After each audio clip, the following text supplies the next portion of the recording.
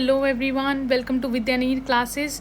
आई hope आप सभी का एग्ज़ाम बहुत अच्छा गया होगा। आज फीमेल सुपरवाइज़र का एग्ज़ाम था और बहुत सारे बच्चों की ये क्वेरीज़ भी आई कि मैम एक आंसर की पे वीडियो बना दीजिए। एंड अगर हम स्पेशलाइजेशन पार्ट की आज बात करें तो हाँ, it was slightly on the tougher side, but बहुत सारे जो है वो डायरेक्ट आपके सिलेबस में से पूछा गया था, जैसे एरिक्सन की थ्योरी हो गई, सिगमंड फ्रूड की थ्योरी हो गई। तो it was a balanced paper. थोड़ा सा अगर मैं बोलूँ तो हाँ, स्पेशलाइजेशन में कुछ ऐसे थिंकर्स बहुत सारे इन्होंने थिंकर बेस्ड क्वेश्चंस डाल दिए थे जो इतना एक्सपेक्टेड नहीं था, और बहुत सारे एक्सपेक्टेड क्वेश्चंस थे जो नहीं डाले थे। फॉर एग्जांपल यूडीएचआर से, universal declaration of human rights से नहीं था क्वेश्चन, जबकि सभी बच्चों ने उन सभी 30 के 30 आर्टिकल्स बहुत मेहनत लगा के याद किए थे। तो चलिए, अब जैसा भी हो गया ठीक है। मैं सभी को यही बोलूँगी कि अब जैसा भी एग्ज़ाम हुआ है तो इस टाइम पे आप थोड़ा सा फॉरवर्ड लुकिंग एटीट्यूड रखें। आने वाली अगर कोई पोस्ट है, चाहे आपका एग्ज़ाम अच्छा गया है या नहीं गया है, ठीक है, तो अभी यहाँ पे आप लोग क्या करेंगे, ज़्यादा ऐसा नहीं करना है कि एक ही एग्ज़ाम को लेके बैठ गए और उसी का 10 दिन दुख मना रहे हैं, ठीक है। ये ऐसा करना बिल्कुल गलत होगा।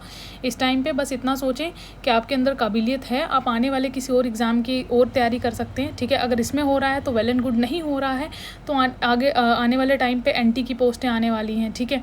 तो थोड़ा सा फॉरवर्ड लुकिंग एटीट्यूड रखिए, ठीक है। तो अब हम 1 बाय 1 क्वेश्चन सॉल्व करेंगे, ठीक है। पहला क्वेश्चन क्या कह रहा है, विच of the following is not an essential feature of the community. तो यहाँ पे क्या बोल रहा है कि इनमें से कौन सा, विच of the following is not an essential feature of the community. तो कम्युनिटी में पॉपुलेशन चाहिए, हाँ चाहिए, ठीक है। वी फीलिंग चाहिए, हाँ चाहिए। लोकेलिटी होनी चाहिए, बिल्कुल होनी चाहिए। तो यहाँ पे क्या आ जाएगा, smallness in the size. Not पूछा है, मैं बार बार बोलती थी कि नॉट जो है, नॉट हमेशा याद रखना, ठीक है, कि जहाँ पे भी नॉट लिखा है क्वेश्चन पेपर में, आप वहाँ पे अंडरलाइन कर लीजिए। ओके, नेक्स्ट देखते हैं, who has defined an institution as a concept and a structure. अब देखें, ये बिल्कुल ही थिंकर बेस्ड क्वेश्चन इन्होंने पूछ लिया है।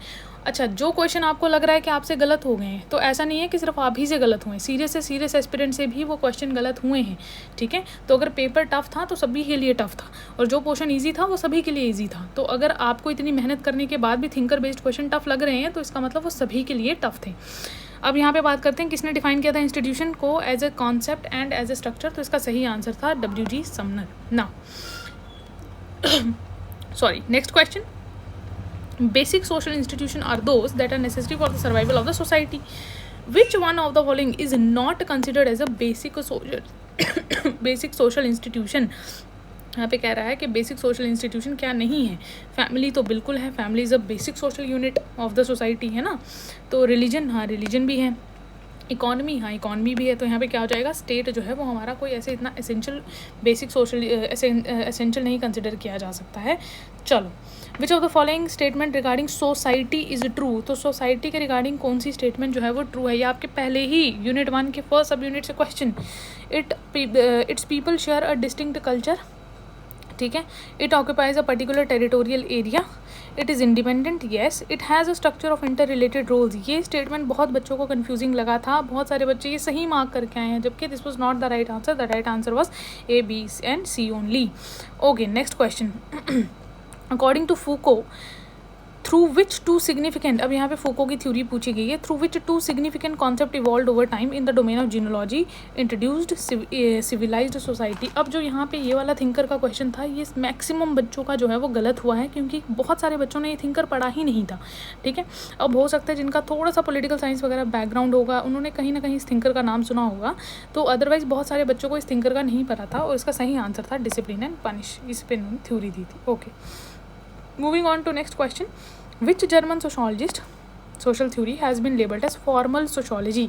अब देखो, ये जिन्होंने कभी अपनी लाइफ में सोशोलॉजी को एज एन ऑप्शनल सब्जेक्ट पढ़ा होगा, या फिर जिनका मास्टर्स में सोशोलॉजी रहा होगा, तो उनको हो सकता है इस क्वेश्चन का आइडिया होता।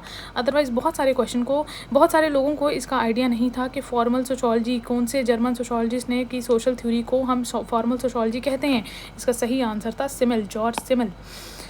Okay, next, who among the following wrote an essay on the principle of population, an essay on the, again thinker based question, ठीक है। तो फिर से हमें थिंकर बेस्ड क्वेश्चन देखने को मिल रहा है, और उसका सही आंसर था माल्थूस। आई डोंट नो कि इन्होंने इतने थिंकर बेस्ड क्वेश्चन क्यों डाल दिए हैं, बट ठीक है, अगर मुझे ऐसा लगता है कि इतने थिंकर बेस्ड डाले हैं तो एटलीस्ट सिलेबस में ये सब थिंकर्स जो हैं वो मेंशन होने चाहिए थे। Okay, next, consider the following statement, society is a system of social relationship while institutions are rules of a procedure. ठीक है। तो यहाँ पे एक स्टेटमेंट ये बोल रहा है, दूसरी स्टेटमेंट क्या बोल रहा है, institutions are recognised and accepted by society. Yes, तभी तो इंस्टीट्यूशन एग्जिस्ट कर रहे हैं क्योंकि सोसाइटी ने एक्सेप्ट किया है।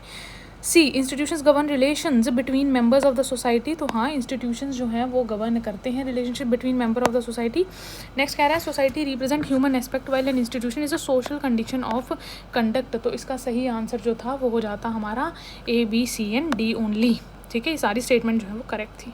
ओके, नेक्स्ट देखते हैं, कंसिडर द फॉलोइंग पेयर्स। यहाँ पे पेयर्स दिए थे, सोरोरल पॉलीगाइनी क्या होता है, हाइपरगैमी क्या होता है, अनुलोम क्या होता है और लेविरेट क्या होता है। अब देखो यहाँ पे आपने क्या करना था, मैच करना था। और ऐसे क्वेश्चन में ज़रूरी नहीं होता कि आपको सभी ऑप्शन पता होना, इज़ नॉट नेसेसरी। अगर आप एक या दो भी मैच कर पा रहे हो तब भी you will be able to find the right answer. सबसे पहले तो आप देखो अनुलोम क्या हो रहा है और हाइपरगैमी क्या होती है, अगर आपको पता होता।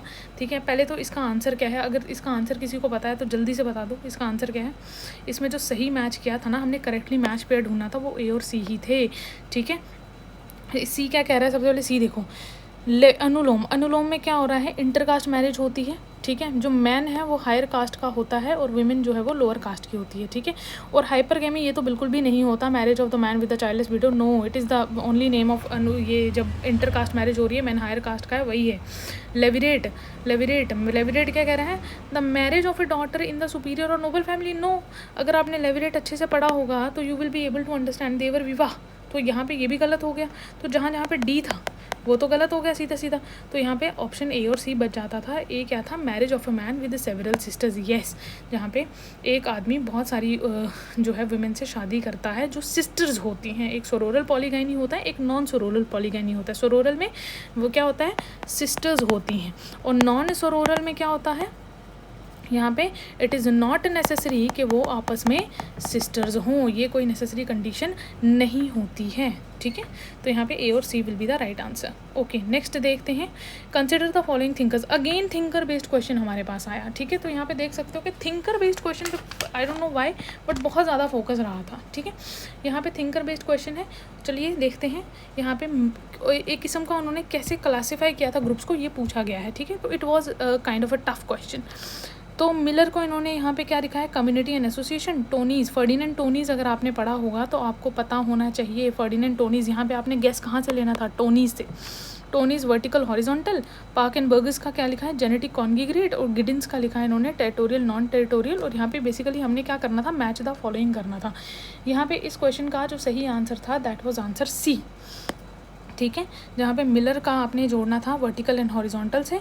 ठीक है, टोनीज का कम्युनिटी एसोसिएशन से। ठीक है, टोनीज का अगर आपको ये भी सिर्फ आप बी का भी अगर आप थोड़ा सा गेस कर लेते कि फर्डिनेंड टोनीज ने हमको कम्युनिटीज़ कौन सी, जीजल शाफ्ट और जीमन शाफ्ट। ठीक है, दो टाइप की उसने हमें कम्युनिटीज़ दी थी। तो यहाँ पे अगर आप इतना भी कर लेते तो you would be able to get the right answer. तो option C will be the right answer. Okay, which of the following is commonly cited factor contributing to the gender pay gap. तो इनमें से gender pay gap में सबसे ज़्यादा contribute क्या करता है, educational attainment, no. Physical strength, no. Marital status, क्या फ़र्क पड़ रहा है मैरिड अनमैरिड हो। तो यहाँ पे सबसे ज़्यादा क्या है, ऑक्यूपेशनल सेग्रीगेशन। अगर आपको याद होगा, अगर आपने पढ़ा होता सेक्शुअल डिवीजन ऑफ लेबर तो आप ये आंसर जो है वो ईजिली निकाल पाते।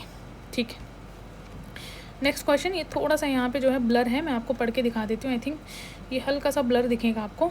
ठीक है,